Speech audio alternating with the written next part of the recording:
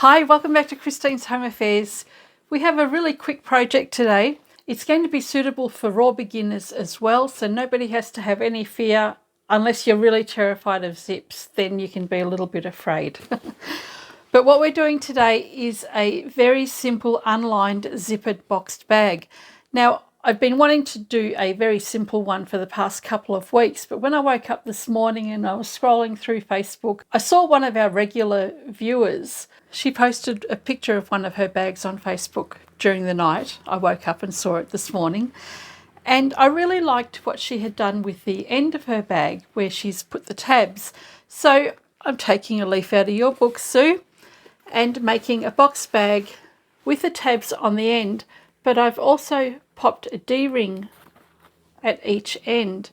So this means that if you wanted to, you could make this boxy bag and put some nice long straps on there and carry it as a crossbody type bag if you wanted.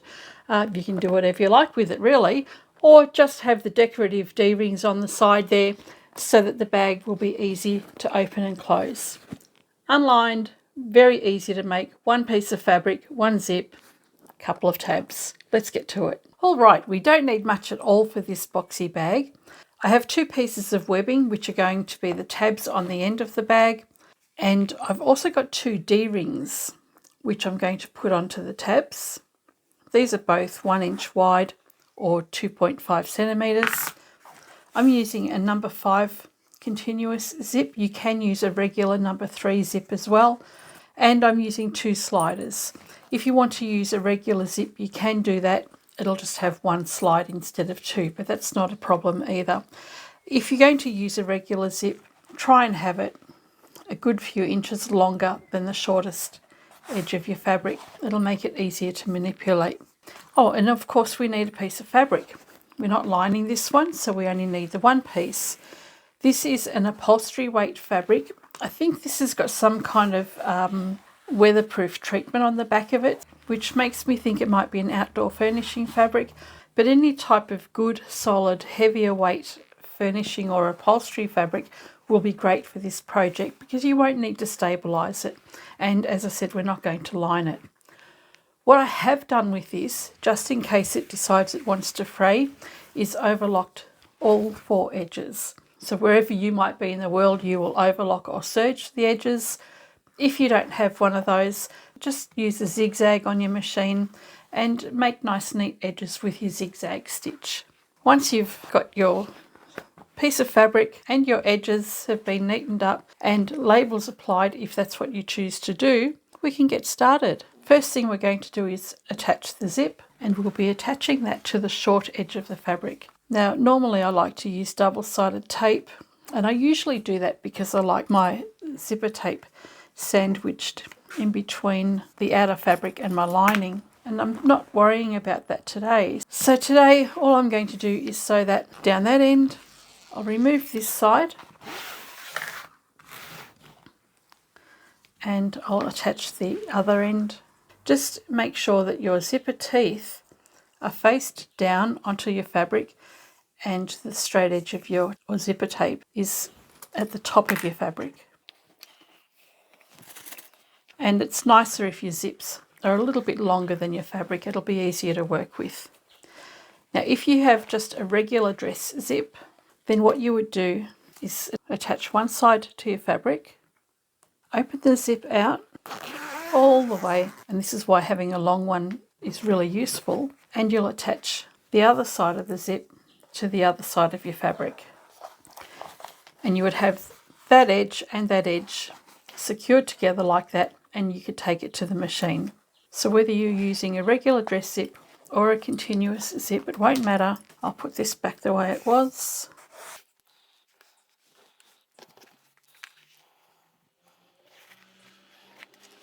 We'll go and secure that in place just along the edge there, and then I will fold the fabric back and we can top stitch. So all you need to do is back stitch at the beginning and the end.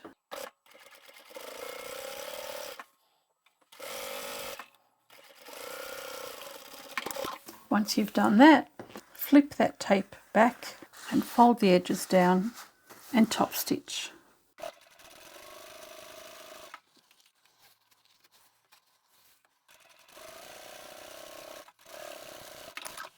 And we'll repeat for the other side.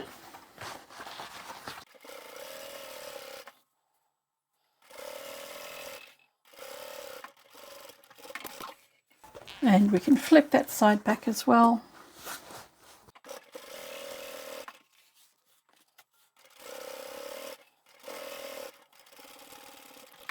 Now we can flip this around with the wrong side up and fold the edges in. And we need to install our zip pulls. And if you're just using a regular zip, you don't have to worry about that at all. So I will line up the edge of my fabric here so that the edges are nice and even. And then I'm going to trim the zipper tape back so that the teeth are nice and even as well. Grab the slider. Now this one has the curved edge facing me. Pop that in to the top there.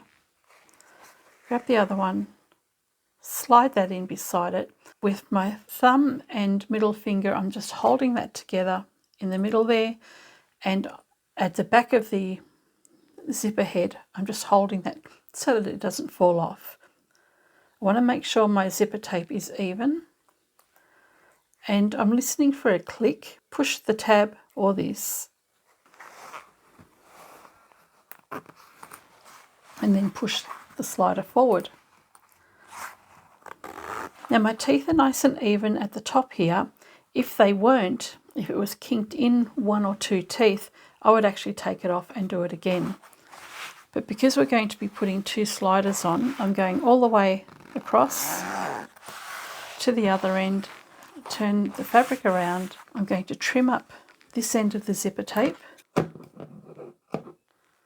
And once again, that's nice and even at the top. I can grab the other head and put that on exactly the same way.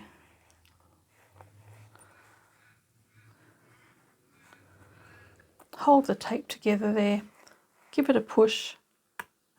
You hear that click then. And that's still nice and even at the top. And on the inside here, there's no kink of the zipper tape.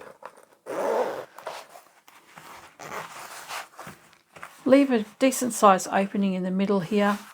What you can do now, if you feel you need to, is take this to the machine and stitch along just the zipper teeth here, not on the fabric, just on the teeth. That will secure the teeth in place so that when you turn it through in a minute, you don't accidentally separate the teeth. So if you want to, you can go and stitch straight across here. And I might just do that now anyway. I think if you're a beginner, it's a good habit to get into. So I have just stitched straight across the edge there. Let's turn this inside out. Now we're going to fold the fabric in half so that the folded edge of our fabric on the zip there lines up evenly. Come down and find the center. Mark it with a pin or a clip. We'll do the same at the other end. So that's our center position. Now we're going to place that flat on the table so that the zip lines up with the center marking we've made. So you want the zipper teeth to line up with the center of our fabric.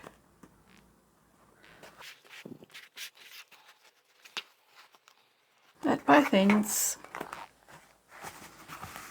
Because we're not lining this bag, we want to seal the edges of our zipper tape as well, just so that it doesn't fray. I'll just go and find a match. So if you've got a lighter, that'll obviously be better. I don't know where mine's gone. And you'll just melt the edge, just gently. It's better if you do that outside because the fumes aren't very good for you. And once that's cooled, you'll be fine to continue. So that won't fray now. Let's grab our tabs that we want to put in on the end of our bag, place it through the D-ring, and I'll place the tab in the center over the zip here. And we'll do the same for the other one. bring the D-ring to the inside and just make sure it's not facing this way, because we don't want to run over it with our sewing machine. Have it facing the center of the bag. And we can take this to the machine and secure that in place if you like. But I'm going to hold off on that for the moment because I might as well box my corners. So for this one, I'm going to mark 2 inches, but I want to do that from my stitching line. Now, because I've already overlocked the edge, I'm going to follow that same edge to make that my stitching line. So it's up to you if you want to have a 1/2 inch or 1/4 inch seam on the side of your bag. I'll use whatever my overlocker has done. So from the stitching line, I'm going to measure 2 inches, which is 5 centimeters. And from the folded edge, I'll make the same measurement. I'll do that on all 4 corners, remembering to take the measurement from the stitching line.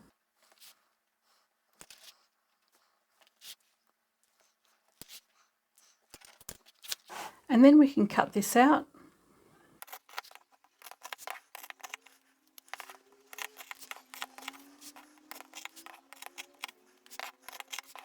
I'm thinking I should have made that 1.5 inches instead of 2, but never mind, it's done now. So what we're going to do is sew right along here and along here. We'll backstitch at the beginning and the end because you want to make sure you reinforce the ends so that we can close up our box corners.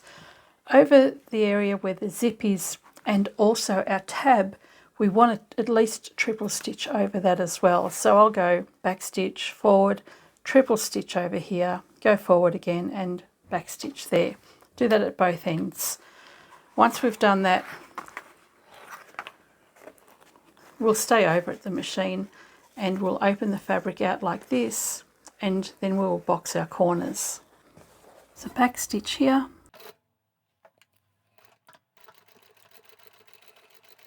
Double check that that metal D-ring is well out of the way of your stitching area.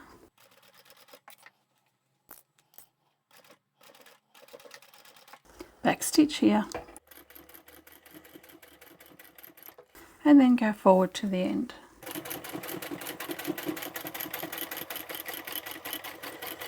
And backstitch. And we'll repeat for this end. When I start sewing, I'm not actually sewing right at the very top edge.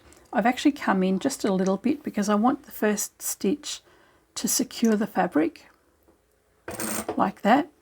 Then I can go back and it's not going to distort the fabric.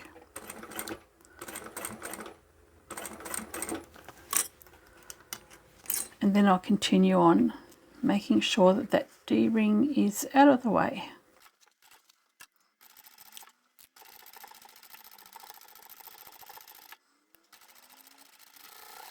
Now that that's done, all we have to do is box our corners. So if you pinch out the corner here, and keeping that nice and flat, pop a clip in there, pinch out the other corner, keep that nice and even, and you can push this fold to the direction it wants to go. So because there's so much bulk from the zip and the tab, this seam wants to go to the right, and that's where I'll make that go at the back there. This is a little bit out here because as I was sewing on this fabric, it shifted. So I'm not going to worry about that. It's nice and straight across here, and that's where I'll be sewing. Turn it around, and I'll repeat for the other corners as well. So you've just got to push your corners out, straighten that up.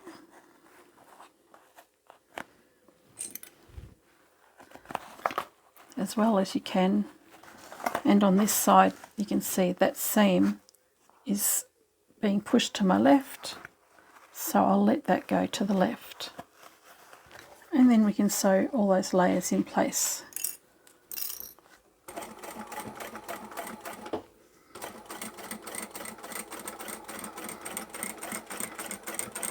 Over the seam I'll triple stitch.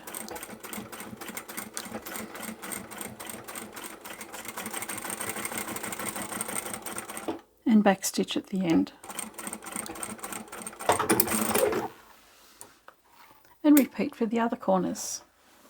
One of the things I like to do when I'm doing these box bags is if the seam here is facing in that direction, it may distort a little bit, so I'd rather actually flip that around the other way.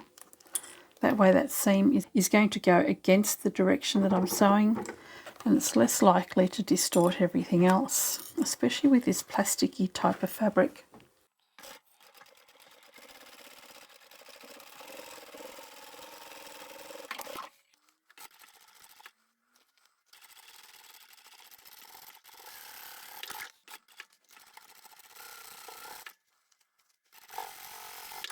So this is finished now.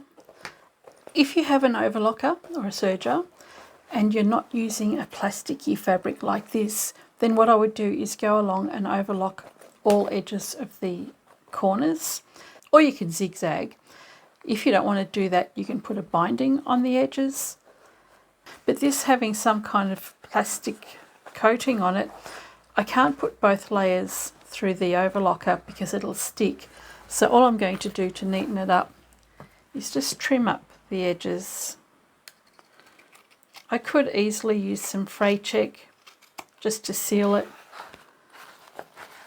I could also probably use my lighter to fuse the edges together. I'm not going to do any of that though. I think this fabric's pretty solid. I'll just trim the edges to make it look a bit neater.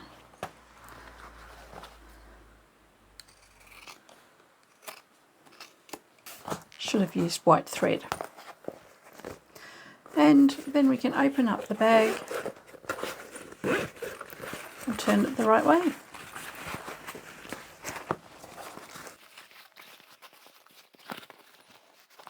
Poke out your corners.